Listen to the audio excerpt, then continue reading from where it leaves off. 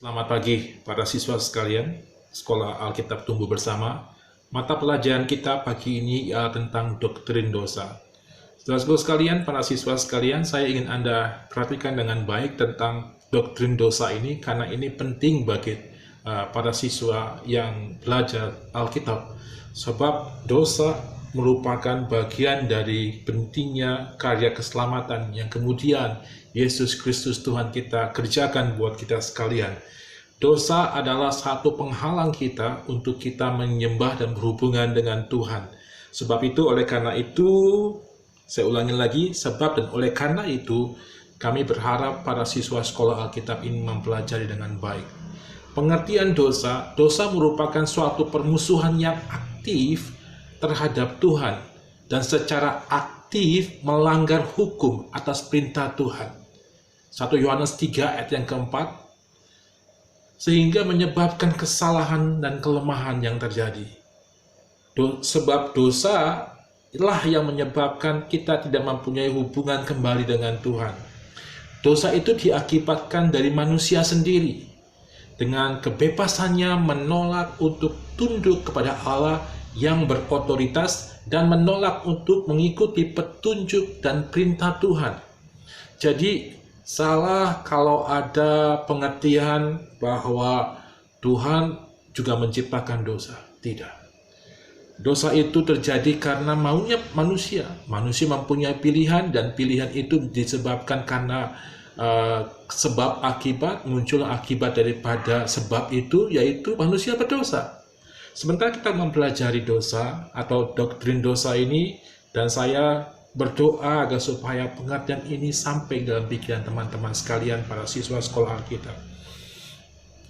Ada banyak kali kita sebagai pengikut Kristus tertipu atau disesatkan dengan satu kalimat yang mengatakan bahwa kan Tuhan sumber dari segala sesuatu.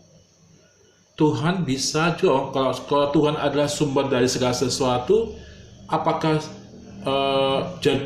dosa juga merupakan bersumber dari Tuhan? Sebab sesungguhnya dengan kebebasan sendiri manusia memilih petunjuk iblis, sehingga manusia tidak setia kepada Tuhan, menyimpang dari jalan dan sasaran yang benar, melanggar hukum dan perjanjian Allah.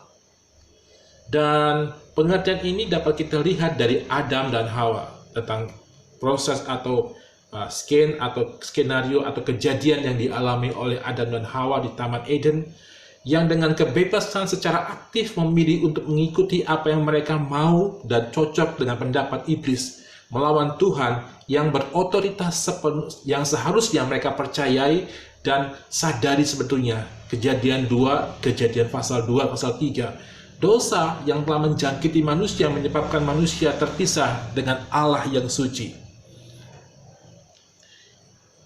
Dari mana asalnya dosa? Banyak kali pengertian yang membawa pengertian, dosa itu berasal dari manusia. Tapi mari kita lihat sama-sama mempelajarinya. Dosa sudah ada di alam semesta sebelum Adam dan Hawa jatuh ke dalam dosa. Dan ini terbukti dengan hadirnya penggoda itu di Taman Eden dengan kata-kata godaannya.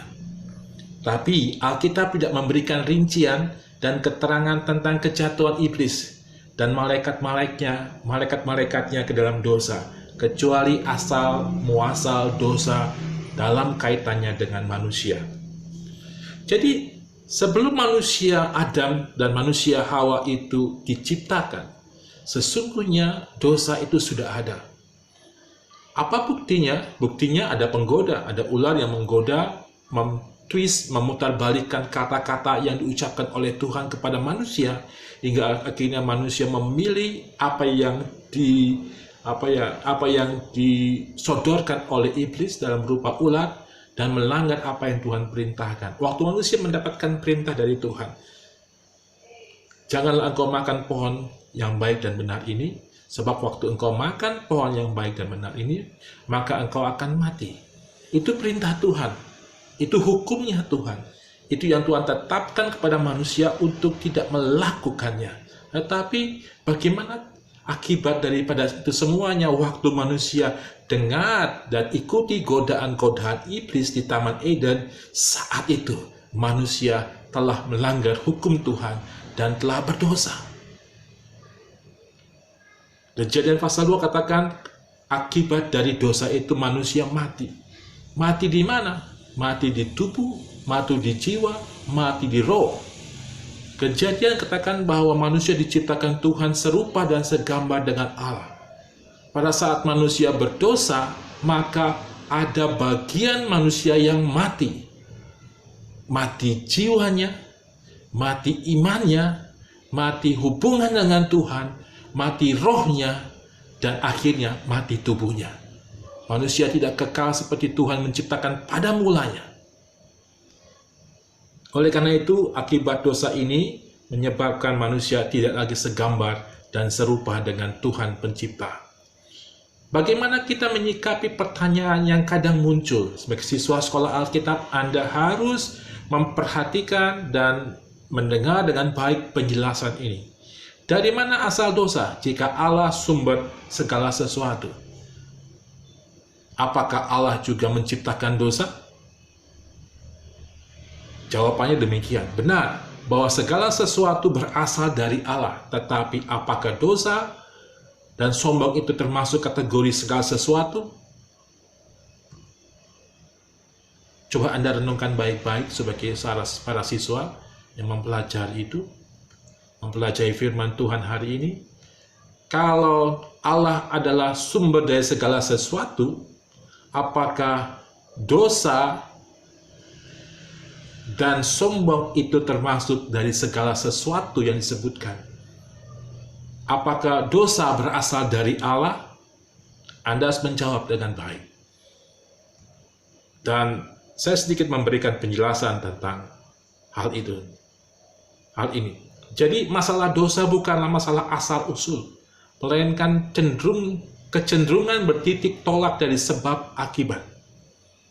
Sekali lagi, masalah dosa bukanlah masalah asal-usul, melainkan cenderung bertitik tolak dari sebab akibat. Bagaimana dengan kejahatan? Apakah Allah yang adalah sumber dari segala sesuatunya adalah termasuk sebagai pencipta kejahatan? Saya ingin Anda renungkan baik-baik dua kalimat ini. Apakah Allah sebagai sumber dari segala sesuatu juga termasuk dosa di dalamnya? Apakah kejahatan juga bagian dari penciptaan Tuhan? Sebab Tuhan adalah sumber dari segala sesuatu. Dua kalimat penting, pertanyaan ini saya ingin Anda, para siswa sekolah Alkitab, renungkan. Dan saya berdoa Anda memberikan jawaban yang paling tepat buat hal itu. Puji Tuhan. Kejahatan yang adalah akibat dari sifat dosa. Ini jawabannya. Kejahatan adalah akibat. Sekali lagi bahwa dosa itu bukan asal-usul, tapi sebab akibat. Sebab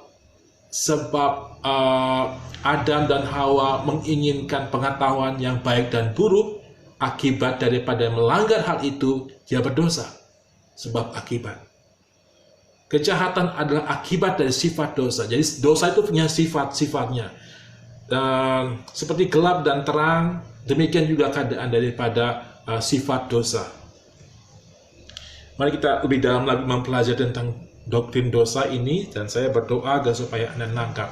Tindakan Adam dan Hawa melanggar perintah Allah melahirkan dosa. Itu konsekuensi sebab akibat. Tindakan sebab Adam bertindak melanggar perintah Allah, akibat daripada itu lahirlah dosa. Sebab akibat. Sebab Adam melanggar perintah Allah, berakibat lahirlah dosa.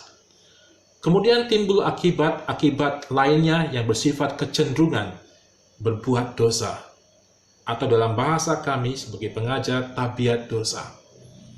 Ya, setelah akibat dosa, karena melanggar perintah Tuhan, muncullah sifat kecenderungan berbuat dosa.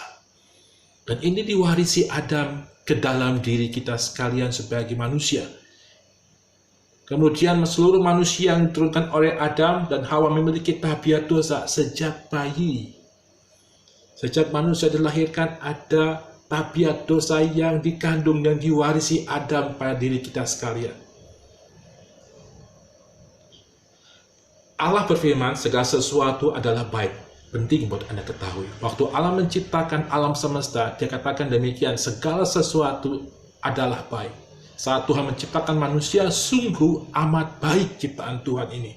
Tidak ada dosa waktu Allah menciptakan manusia dan semua hal di muka bumi ini. Tidak ada sifat-sifat dosa. Tidak ada sifat-sifat atau kecacatan dalam diri manusia dan alam sekitarnya. Bahwa dosa melahirkan sifat-sifat kejahatan sebagai akibat yang melahirkan sifat cacat dalam diri manusia. Urutannya begitu. Sebab tindakan Adam melanggar perintah Tuhan berakibat dosa. Dan akibat dari dosa itu memunculkan kecenderungan berbuat dosa atau tabiat dosa. Dan tabiat dosa itu diwarisi kepada manusia. Dan ini dimiliki oleh setiap manusia untuk cenderung berbuat dosa. Saudara sekalian, saya ingin Anda mempelajari dengan baik urutan-urutan tentang dosa ini. Dan supaya Anda tahu, begini loh, coba dengarkan baik-baik ya. Setiap kita pernah lahir baru, setiap kita pernah ketemu Tuhan. Dan sudah berusaha mengalahkan kecenderungan berbuat dosa. Tapi sudah berusaha, selalu ada aja keinginan untuk berbuat dosa. Itulah sifat atau sifat tabiat dosa yang diwarisi oleh Adam kepada kita sekalian. Puji Tuhannya, begitu besar kasih Allah akan dunia ini, hingga Allah mengaruniakan anaknya yang tunggal, supaya barang siapa percaya padanya tidak binasa, melainkan memperoleh hidup yang kekal. Kristus Yesus Tuhan dan Juru Selamat kita, diutus Tuhan untuk menebus kita dari dosa. Nanti kita akan bahas di subjek lanjutan dari doktrin dosa. Setelah ini kita akan bahas tentang keselamatan. Bagaimana PL atau Perjanjian Lama bicara tentang dosa. Saya berharap awal tadi, perikop pertama atau pembahasan pertama cukup Anda mengerti. Dan saya akan lanjutkan lagi dalam hal dosa dalam Perjanjian Lama.